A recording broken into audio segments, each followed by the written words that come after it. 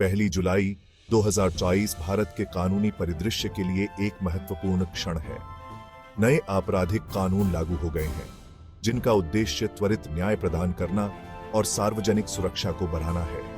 ये सुधार भारत की अपनी कानूनी रूपरेखा को आधुनिक बनाने, साइबर अपराध जैसी उभरती चुनौतियों का समाधान करने और पीड़ितों के समर्थन को प्राथमिकता देने की प्रतिबद्धता को दर्शाते हैं।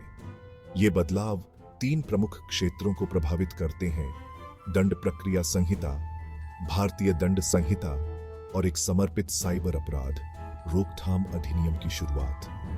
ये व्यापक संशोधन 21वीं सदी में न्याय को कायम रखने के लिए भारत के समर्पण का प्रमाण है। वे एक अधिक कुशल, उत्तरदायी और पीड़ित केंद्रित न्याय प्रणाली की ओर बदलाव का संकेत देते हैं। आने वाले महीने और साल यह देखने के लिए महत्वपूर्ण होंगे कि कैसे ये सुधार भारतीय नागरिकों के जीवन में ठोस सुधार लाते हैं। सबसे महत्वपूर्ण बदलावों में से एक आपराधिक कानून प्रक्रिया की आधारशिला दंड प्रक्रिया संहिता से संबंधित है। एक महत्वपूर्ण फोकस जांच में तेजी लाना है, उन देरी से निपटना है जो अक्सर भारतीय न्यायिक प्रणाली को प्रभावित करती है। संशोधन जांच पूरी करने के लिए सख्त समय सीमा पेश करते हैं, जिसका उद्देश्य लंबित मामलों को कम करना और यह सुनिश्चित करना है कि न्याय जल्दी मिले। एक और महत्वपूर्ण बदलाव है टेक्नोलॉजी का उपयोग बढ़ाना।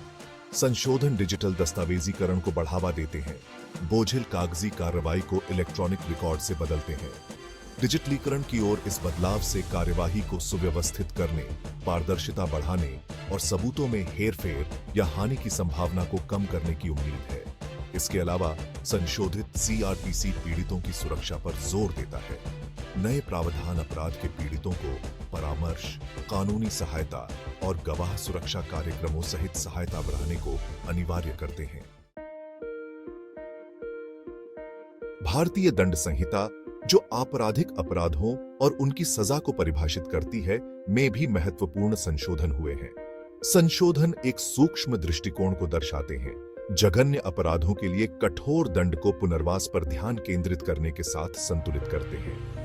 कानून में अब हिंसक अपराधों, खासकर महिलाओं और बच्चों के खिलाफ अपराधों के लिए कठोर दंड शामिल है, जो शून्य सहिष्णुता का स्पष्ट संदेश देते हैं। हालांकि संशोधन पुनर्वास के महत्व को भी स्वीकार करते हैं। वे वैकल्पिक सजा के विकल्पों पर जोर देते हैं, जैसे सामुदायिक सेवा, खासकर पहली बार अपराध करने वालों और कम गंभीर अपराधों के लिए।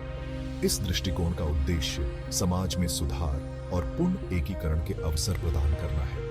युवा अपराधियों की भेद्यता को पहचानते हुए संशोधन किशोर न्याय के लिए विशिष्ट प्रावधान पेश करते हैं। वे दंडात्मक उपायों पर पुनर्वास और पूर्ण एकीकरण को प्राथमिकता देते हुए पुनर्स्थापनात्मक न्याय सिद्धांतों पर ध्यान केंद्रित करते हैं।